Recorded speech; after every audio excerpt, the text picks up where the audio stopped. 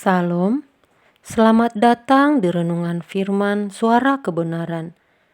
Mari kita mendengarkan renungan firman Tuhan yang berjudul Percaya dan Dipercaya. Sejatinya, masih banyak pekerjaan Tuhan yang harus kita selesaikan. Masalahnya, kalau suatu hari nanti kita bertemu Tuhan, apakah kita benar-benar telah menyelesaikan tugas yang dibebankan, yang dipercayakan kepada kita? Sejujurnya, ada kegentaran, ada perasaan takut. Itulah sebabnya kita harus selalu bertanya, apa yang Kau kehendaki untuk kulakukan Tuhan?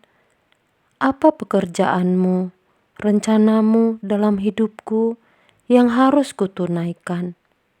Sebab kalau kita percaya kepada Yesus sebagai Tuhan dan Juru Selamat, maka tidak bisa tidak kita harus dipercayai Tuhan untuk melakukan pekerjaannya. Jadi, percaya kita kepada Tuhan itu ada timbal baliknya.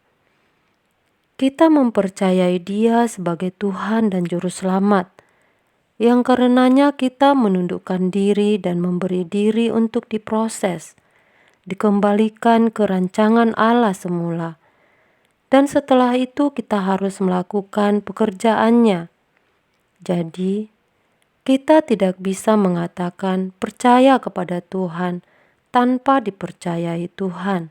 Tidak mungkin. Percaya kita seperti sekeping mata uang dengan dua muka, dua wajah.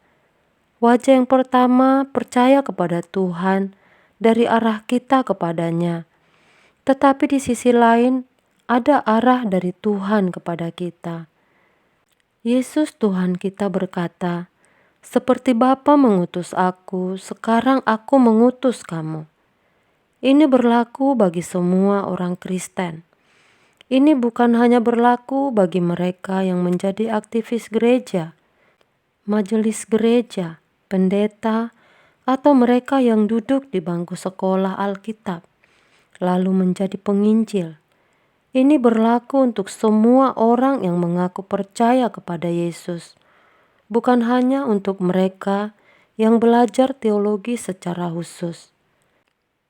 Itulah sebabnya kita patut memperkarakan apa yang Allah kehendaki dalam hidup kita untuk kita penuhi. Apa rencana Allah, pekerjaan Allah yang dipercayakan kepada kita untuk kita tunaikan atau kita selesaikan. Seperti yang dikatakan di dalam Yohanes 4 ayat 34, ucapan Tuhan Yesus, "Makananku melakukan kehendak Bapa dan menyelesaikan pekerjaannya." Selagi hari siang, mari kita melakukan kehendak Tuhan. Dunia bisa berubah di luar prediksi manusia.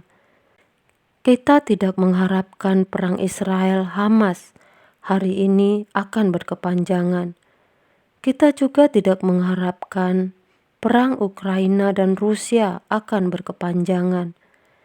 Kita tidak ingin ketegangan di Laut Selatan, ketegangan Taiwan dan Cina, Korea Utara, Korea Selatan berkepanjangan. Kita tidak mengharapkan. Tetapi banyak hal yang bisa terjadi di luar pemikiran dan prediksi kita. Kalau kita yang sudah begitu serius bekerja untuk Tuhan, menurut penilaian kita sendiri sudah serius, ini pun masih ada ketakutan, ada kegentaran, maka kita tetap harus belajar untuk lebih serius. Kita persembahkan hidup kita. Berusaha tidak punya keinginan-keinginan dunia lagi, seperti dulu. Berusaha untuk hidup kudus, dan setiap kita menghadap, kita perkarakan, apakah masih ada pekerjaan Tuhan yang belum kutunaikan atau belum kuselesaikan. Bayangkan bagaimana dengan mereka yang tidak peduli dengan jiwa-jiwa yang terhilang. Mereka hanya peduli dengan diri sendiri, keluarga sendiri, cita-cita, keinginan sendiri, yang tidak diarahkan untuk kesukaan hati Allah. Betapa mengerikan kalau suatu hari seseorang yang tidak peduli pekerjaan Tuhan, seseorang yang tidak peduli jiwa-jiwa yang terhilang menghadap Tuhan. Apakah dia bisa berkata seperti Kain berkata, "Apakah aku penjaga bagi adikku? Apakah aku penjaga bagi saudaraku?" Sejatinya iya. Kita harus menjaga saudara kita yang lain. Ada banyak orang yang benar-benar lemah, miskin, tidak berpendidikan, rusak moralnya, dan masa depannya pun gelap. Kalau Tuhan mau menyelamatkan mereka, siapa yang menjadi sarana atau alat di dalam tangan Tuhan untuk menjangkau mereka? Ya, tentu saja kita, bukan?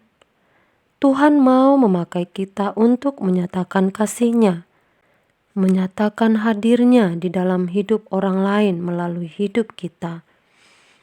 Karena kita minta kepada Tuhan untuk memiliki hati seperti hati-Nya, terbeban terhadap jiwa-jiwa yang terhilang, memandang jiwa-jiwa yang terhilang seperti Tuhan memandang. Mintalah kepada Tuhan hati yang berbelas kasihan seperti hati-Nya. Kalau kita memiliki hati yang berbelas kasihan seperti hati Tuhan, maka kita akan melayani dengan kasih, melayani jiwa-jiwa dengan tulus. Kita tidak mencari uang, nafkah dalam pelayanan, tapi kita memberikan hidup kita. Tidak salah seorang hamba Tuhan hidup dari pelayanan. Tidak salah hamba Tuhan mendapatkan nafkah dari pelayanan. Tapi bukan karena nafkah itu kita melayani. Kiranya Tuhan membukakan pikiran kita untuk memiliki hati yang mengasihi jiwa-jiwa seperti hati Tuhan Yesus sendiri. Dengan demikian, kita menghormati Bapa di surga, yaitu ketika kita bisa memuaskan hati-Nya dengan kita mengasihi jiwa-jiwa seperti Bapa, seperti hati Tuhan Yesus Kristus mengasihi mereka. Demikianlah renungan ini kiranya dapat memberikan pencerahan bagi kita semua. Tuhan Yesus memberkati.